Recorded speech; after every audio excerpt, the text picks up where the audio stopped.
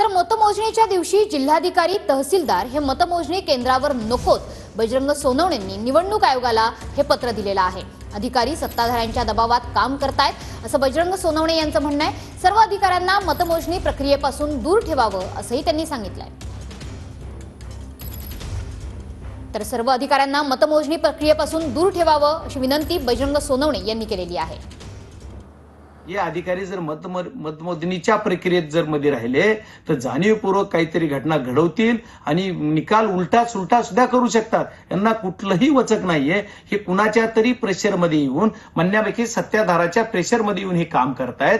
त्याच्यामुळे असं माझं स्वतःचं मत झालंय, यांचं प्रेशर कमी व्हायला पाहिजे आणि यांना या मतमोजणीच्या प्रक्रियेपासून दूर ठेवलं पाहिजे अशी निवडणूक आयोगाला आम्ही मागणी केली। त्याच्यासाठी निवडणूक आयोगाला मी आज पत्र लिहून कळवलेलं आहे की माझी विनंती केली की आपण या सर्वांना निवडणुकीच्या मतमोजणीच्या प्रक्रियेपासून दूर ठेवा आणि माझ्या पहिल्या मागणीची रिपोल करून घ्या।